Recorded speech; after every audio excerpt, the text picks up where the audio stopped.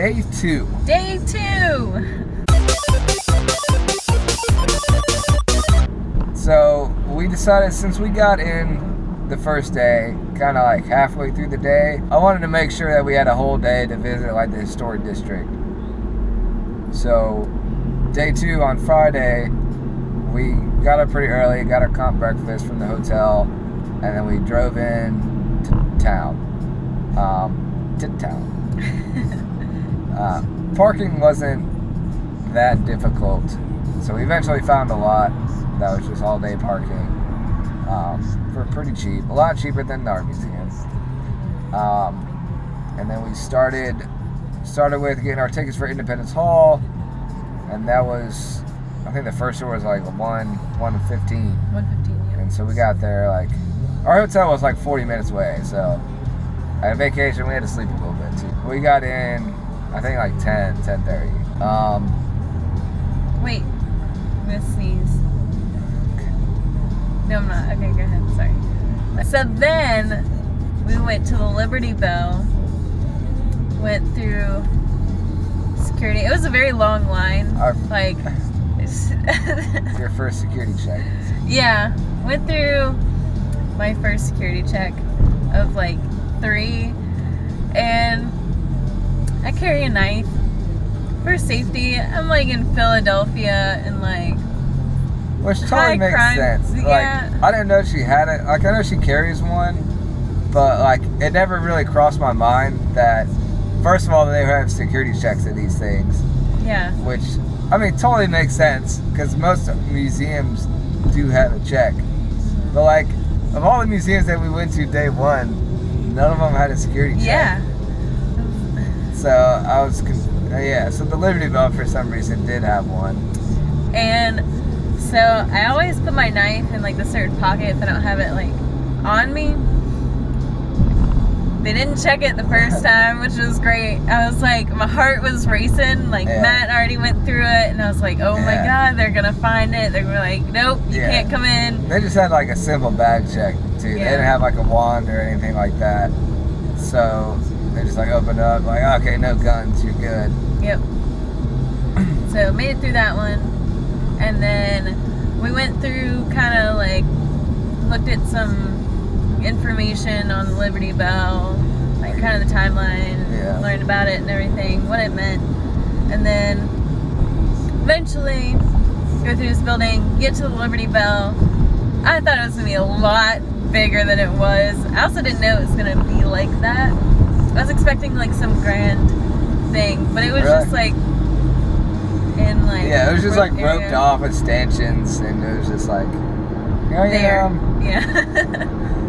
It was about the size expected. I know a lot of people have told me that it was as big as they were originally expecting. So it was about what I expected, but reading through the history, and it was talking about like how fragile it was and like all this stuff, and I was confused at why it was that fragile, because I didn't really know. And like how it had this big split, this big crack up it, and they like put in things to stop it from cracking. It's kind of sad, but it was cool. I mean, it was the first thing that we got to see of old America. The rest of the day consisted of looking through, some of the buildings, walking around cobblestone streets. Went to the Constitution Center, and we saw a couple exhibits. They had this one really cool one that was my favorite of the day, and it was basically this room, and it had all the delegates who signed the Constitution. They had like bronze statues of them, kind of all standing around in this room, and like you got to go up and had a little plaque of this was this guy from this place, and this is what he was. And they had like George Washington up there looking all regal, and they had like a digital Constitution that you could sign and email yourself, which was cool. But yeah, so they had this room with all the people and how they looked in real life. They're based on how tall they were, how large they were, etc., etc. I don't know. I just thought it was really cool. They did have like an original copy of the Bill of Rights, which was like 230-something years old, 220-something years old, which was pretty cool. You couldn't read it. It was super faded. But that was another thing, like the Liberty Bell. It's like, you know, you have some appreciation for how old it is, but at the end of the day, it's just like, that's really old. Independence Hall.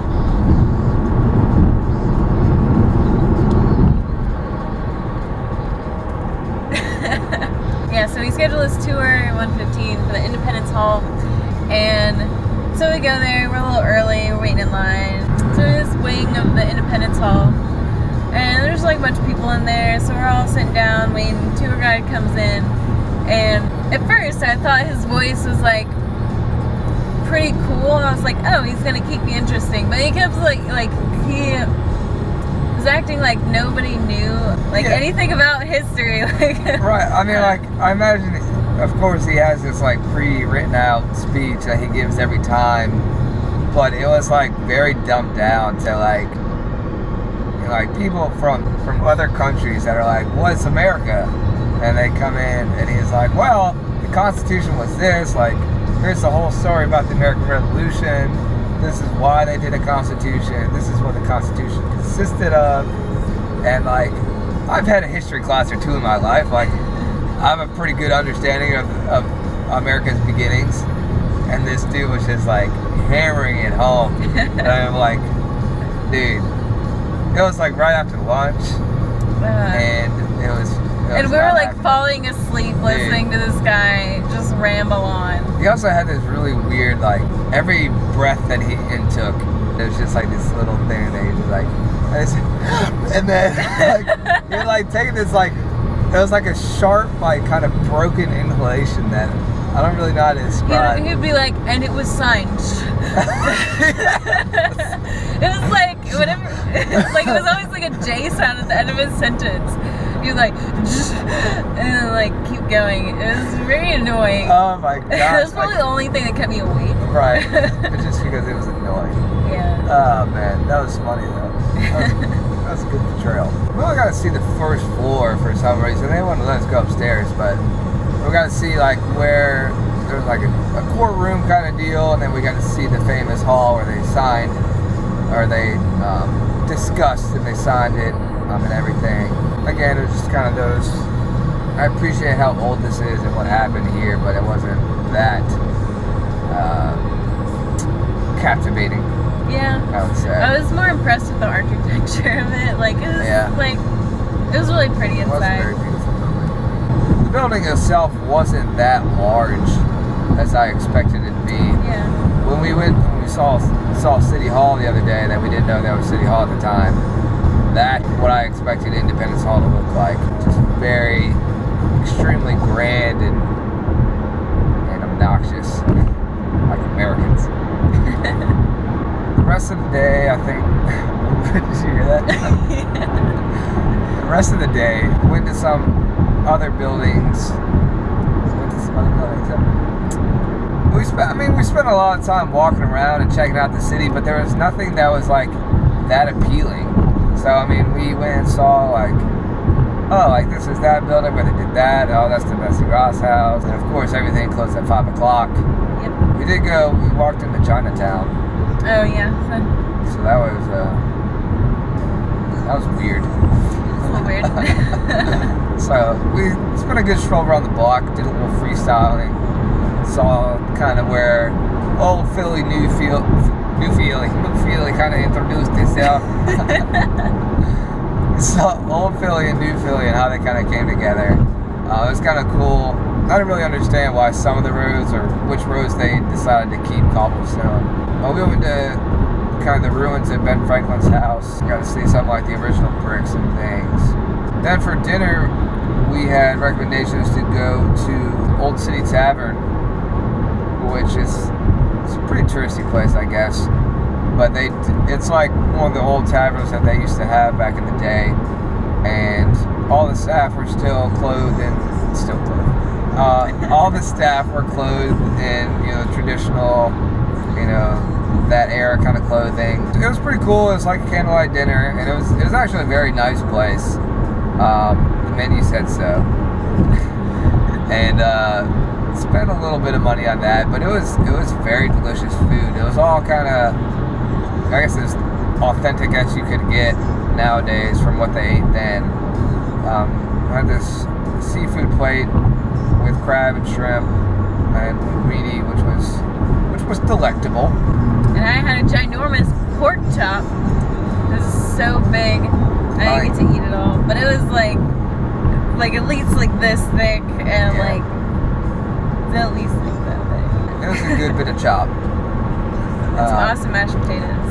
And then we got a free dessert, which got some cheesecake. It's a pretty ballin' cheesecake. And I got a chocolate mousse cake. It was very good. Some ballin' mousse cake. Ballin'. Oh, but the coolest part is that we I was waiting for you. The coolest part was that we got to drink out of these awesome goblets that were like cast iron. No, it wasn't cast iron, but it was like, I don't know, they looked like super old, and they were really heavy, and they kept the water really cold, and they were just super cool. They weren't that cool, but they were just really awesome, and I had a great time drinking out. So we got a souvenir one. Yeah, it was a lot, but I think it was worth it. And I think that concludes. And lunch. At that really crappy place. Oh yeah. For lunch, we went to the Boers Building, which I was recommended to, which was pretty cool. I can't remember exactly what it used to be. The bottom floor was all a food court, and everything up in this high rise was all offices, it looked like. But it was pretty cool. It looked really nice and fancy. The building was really old. All the food shops in that were not very high level, high quality, and we ended up eating at this weird Chinese place. That was just weird, and the food wasn't that great. But the building was cool. I think that concludes day 2. Yep.